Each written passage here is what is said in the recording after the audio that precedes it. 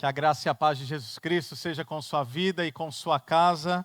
E no calendário, ao menos, da Calvary Campo, da nossa igreja, eu já posso antecipadamente lhe dizer Feliz Natal.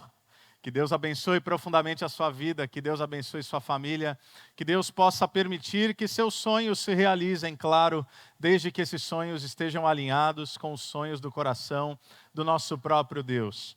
Eu quero compartilhar uma breve reflexão, e breve de fato será breve, porque nós queremos todos ouvir mais desse musical, desse coro, dessa banda, mas eu escolhi como base da reflexão do Natal, do nosso musical desse ano, o texto do apóstolo Paulo aos cristãos filipenses. Se você tem a sua Bíblia, seja no celular, seja em papel, carta do apóstolo Paulo aos filipenses, eu leio o capítulo 2, versículos 5 a 11. Filipenses capítulo 2, versículos 5 a 11. A palavra de Deus diz assim: seja a atitude de vocês a mesma de Cristo Jesus, que embora sendo Deus, não considerou que o ser igual a Deus era algo a que devia apegar-se, mas esvaziou-se a si mesmo, vindo a ser servo, tornando-se semelhante aos homens. E sendo encontrado em forma humana, humilhou-se a si mesmo e foi obediente até a morte e morte de cruz. Por isso, Deus o exaltou à mais alta posição e lhe deu o nome que está acima de todo nome, para que ao nome de Jesus se dobre todo joelho no céu, na terra e debaixo da terra, e toda língua confesse que Jesus Cristo é o Senhor, para a glória de Deus Pai. Me permita orar uma vez mais. Senhor Deus, te pedimos que fale aos nossos corações e mentes através da Tua santa palavra, que possamos aquietar nossas almas de modo a não apenas ouvir, mas a compreender, a viver, a aplicar essa mensagem que o Senhor tem para nós. Assim oramos no nome de Jesus. Amém. Amém. Natal é tempo de celebração. E como você pode ver, inclusive a estética do nosso culto muda um pouco. Tem árvore, tem mais luz do que o habitual. Esse ambiente fica um tanto diferente. Natal é isso. Provavelmente você já começou a decorar sua casa, provavelmente para aqueles que têm filhos e filhas, sobretudo pequenos, já colocou ali ou está se preparando para colocar os presentes ao redor da árvore. A expectativa sobe, a ansiedade aumenta, as luzes são mais fortes, a estética muda, mas eu gostaria de destacar uma expressão, quem sabe esquecida do Natal. É que embora isso tudo seja correto, seja desejável, todo esse aumento de expectativa, nos aproximamos de algo apoteótico no nosso calendário, na nossa agenda, seja ela familiar e sobretudo espiritual, e repito, de modo adequado, o Natal de Jesus, o Natal bíblico. E o Natal, se sublinhado a partir desse texto, me parece que vai para um sentido oposto. Enquanto as nossas expectativas crescem, neste Natal, ao menos descrito aqui, ou trazido por mim a partir desse texto, que não fala do nascimento de Jesus, mas aponta para uma realidade anterior a ela, enquanto nossas expectativas sobem, aqui nós vemos um Deus que desce. Nós vemos um Deus que vem. Nós vemos um Deus que se esvazia. Esse texto não nos leva habitualmente aos textos que estamos familiarizados, ele não nos leva a Belém. Mas esse texto nos leva, creio eu, ao coração de Deus antes de Belém. Esse texto nos revela a identidade do Cristo e as escolhas que ele teve que fazer antes mesmo de encarnar, porque você sabe, o Natal não começa necessariamente ou essencialmente quando Jesus nasce, quando ele vem ao mundo. Essa é a sinalização, a materialização, a concretude do Natal, mas a decisão acerca do Natal vem de muito antes. Então olha comigo o versículo 5 e o versículo 6. Paulo diz: seja a atitude de vocês a mesma de Cristo Jesus, que embora sendo Deus, não considerou que o ser igual a Deus era algo a que devia apegar-se. A primeira expressão que eu gostaria de trazer, a primeira verdade, a partir desse texto, é que o Natal começa com uma decisão. Jesus não escolhe nascer em uma família pobre. Jesus não escolhe nascer em um lugar insalubre. Jesus não escolhe nascer em uma manjedoura. Jesus não escolhe nascer sem palco, sem palácio, sem trono e sem plateia, por falta de opção. Paulo está nos dizendo que Ele é o Deus Todo-Poderoso, aquele que tem toda a autoridade, aquele que nem os céus dos céus podem conter a sua majestade e a sua glória. Portanto, Ele poderia ter vindo com todas as pompas e com todos os poderes visíveis a partir de uma perspectiva humana. Ele poderia demonstrar toda a sua glória, mas os versículos 5 e 6 vão nos dizer que Ele não apegou-se ao fato de ser Deus. Isto é, Ele não se agarrou naquilo que era a sua essência e que poderia fazer a diferença a partir da perspectiva humana, porque se Ele assim desejasse, Ele poderia vir dessa maneira. E essa primeira realidade, essa primeira verdade que eu destaco do texto, eu creio que nos revela um Natal surpreendentemente desconcertante. Porque Deus não escolhe aqui se definir por aquilo que Ele possui. Deus escolhe se revelar a partir daquilo que Ele entrega. É desconcertante, é um tanto constrangedor, porque isso desconstrói os nossos ideais de vida e de mundo. Nós aprendemos a construir uma vida que ganha e que mantém. Mantém a nossa imagem, mantém o controle, mantém o status, mantém a segurança, mantém o conforto. Então, nessa tentativa de ganhar e de manter, se nós olharmos de fato para o Natal, nós vemos um Deus que, tendo todas as coisas, abriu mão de tudo quanto possuía. Essa é a primeira verdade. Enquanto o espírito do mundo diz suba, retenha, conquiste, o espírito do Natal, se verdadeiramente compreendido, diz desça, confie e entregue-se. Há uma segunda verdade, olha comigo o versículo 7, diz que Ele esvaziou-se a si mesmo, vindo a ser servo, tornando-se semelhante aos homens. Aqui o que está posto, o mais óbvio que pode ser, é que o Natal é o esvaziamento de Deus. E esse é o centro do Evangelho. O que é a encarnação, senão exatamente aquilo que os gregos chamavam de kenosis? Porque, meus irmãos, sejamos honestos, nós passamos por altos e baixos na vida. Nós passamos por momentos alegres e tristes. Nós passamos por celebrações e por reveses.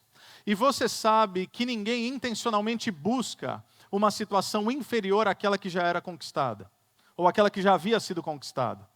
Alguém já disse que bom gosto não retroage, não é verdade? Então, quando você experimenta coisa boa, você não quer baixar o padrão, você não quer baixar o nível, você não quer voltar àquilo que era a sua vida anteriormente a ter desfrutado e experimentado daquelas coisas que são essencialmente boas. Mas o que é essa kenosis? É muito mais do que nós poderíamos imaginar. É muito mais do que baixar padrão de vida. É muito mais do que chegar ao final do ano, como quem sabe alguns de nós poderíamos fazer aqui, e fazendo contas, projeções, metas e soluções para o ano que se avizinha, para o ano de 2026. É você ocupar o maior lugar do cosmos. Não apenas o ser humano mais importante, não apenas o ser mais importante seja na terra ou abaixo da terra, mas é você ser o Deus Todo-Poderoso, Criador dos céus e da terra, e a kenosis diz respeito a essa realidade onde você desce e desce e desce sempre mais um pouco, até não ter mais o que abrir mão. Ele não veio como rei visível, como conquistador, como guerreiro. O nosso Deus vem como servo, como bebê, como dependente e como indefeso. É um outro soco na boca do estômago. Deus faz escolhas que nós não faríamos. O Deus que sustenta o universo coube em um berço. O Deus cujas mãos regem toda a história foi ninado pelos braços de Maria. Quão absurdo é isso? Quão fora do roteiro é isso? Quão paradoxal é isso? Um Deus que mama no peito, um Deus que chora, um Deus que na sua infância tropeça, um Deus que tem medos profundamente humanos, um Deus que se vulnerabiliza. Ou como alguém certa vez já disse, o paradoxo do Natal é que todo homem quer ser rei, todo rei quer ser Deus, mas só Deus quis ser menino.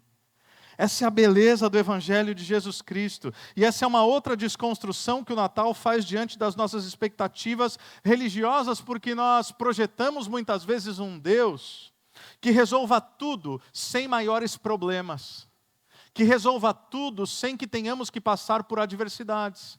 Um Deus que resolve a nossa vida e todos os nossos problemas e realiza todos os nossos sonhos sem que isso tenha custo algum. Um Deus que intervenha na história sem mudanças drásticas. Mas o Deus do Natal, ele entra no limite da fragilidade, da vulnerabilidade e do caos. Um Deus que prova que não existe amor real à distância. Um Deus que escolhe, como nós estamos cantando nessa tarde, se chamar Emanuel. Terceira verdade, versículo 8. E sendo encontrado em forma humana, humilhou-se a si mesmo e foi obediente até a morte e morte de cruz. Natal é nascimento de Cristo. Páscoa é ressurreição de Cristo. Mas nesse versículo, trago o terceiro ponto, que é o Natal nos mostra o paradoxo entre o berço e o túmulo. Porque desde o início de todas as coisas, meus irmãos, a manjedoura já apontava para a cruz.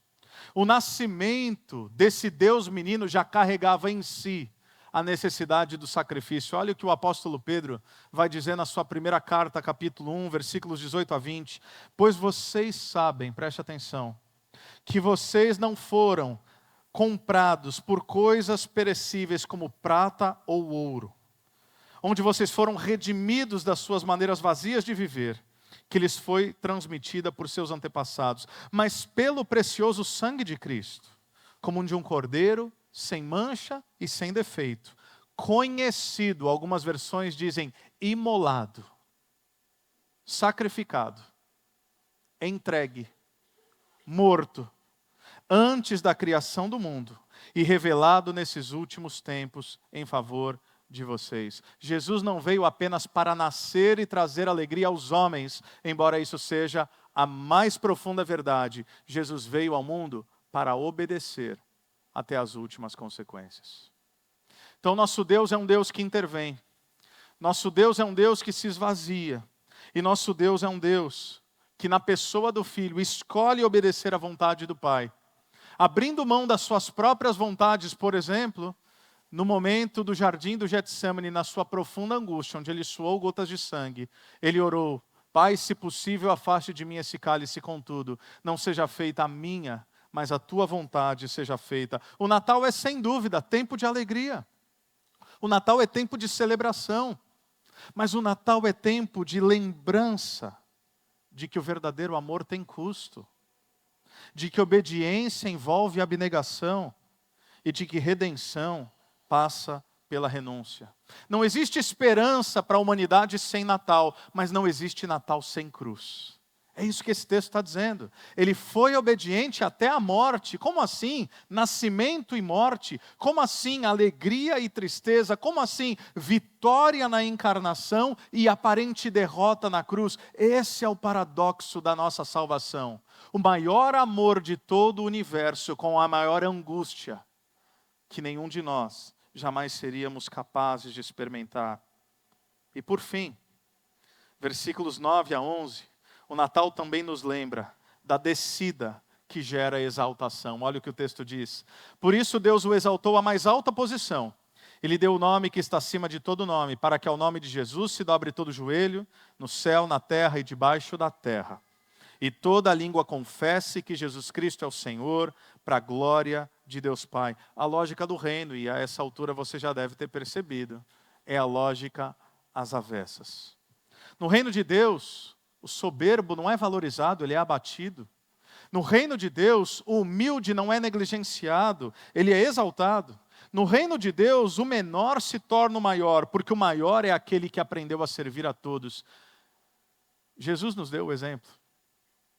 Jesus nos trouxe uma revolução não da espada, mas da bacia e da toalha. Não é interessante que quando nós chegamos em um momento como esse, nós falamos, e não precisa nem ser cristão para falar sobre isso, nós falamos sobre espírito natalino, parece que algo em nós nos move a perdoar mais, nos move a abraçar mais, nos move a estabelecer reconciliações com pessoas com quem talvez não nos falávamos há dias, semanas, meses ou anos. Que negócio é esse de espírito natalino que mesmo quem não tem relacionamento verdadeiro com Deus e com Jesus Cristo acaba sendo afetado? Esse é o poder do Natal, de um Deus que vem para viver entre nós, para realizar milagres, realidades extraordinárias. Um Deus que vem para nos trazer o que significa ser homem de verdade. E por homem, estou falando aqui a homens e mulheres no sentido de um ser humano, autorreferente, que mostra para nós que um outro jeito de ser gente é possível. Um Deus que na pessoa de Jesus nos mostra que diante do caos da vida é possível não se permitir ser afetado e cooptado pela maldade. Um Deus que nos mostra que em um mundo de engano, de cobiça e de ganância, é possível, há uma outra via, há uma possibilidade de vida generosa. Em uma sociedade marcada por caos e corrupção, Jesus nos diz e nos mostra que é possível uma vida santa, transformada pelo Espírito, que acolhe e que gera um testemunho de que existe um Deus que se importa com seres humanos. Portanto, a exaltação de Cristo aqui não acontece apesar do seu esvaziamento, porque essa é a lógica humana. A lógica humana é, ok, eu consigo até passar por dificuldades, mas no fim tudo vai dar certo. Ok, eu entendo, desejo, celebro, mas o que Paulo está dizendo não é que Jesus Cristo, assim, é exaltado a despeito da sua dor. Pelo contrário, Jesus Cristo é exaltado por causa da sua dor. Jesus Cristo é exaltado por causa da sua obediência. Jesus Cristo é exaltado por causa da sua morte. Paulo começou esse texto dizendo, seja a atitude de vocês a mesma de Cristo Jesus. Essa é uma expressão grega interessante. Ela pode ser traduzida como atitude, como pensamento, como sentimento. É porque na verdade é tudo um pouco. É pensar, sentir e agir.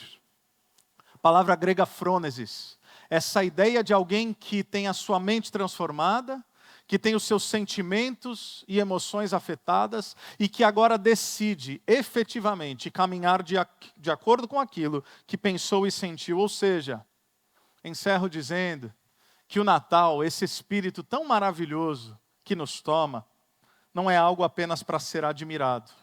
O Natal, a luz do verdadeiro Natal, deve ser encarnado, deve ser vivido na sua plenitude.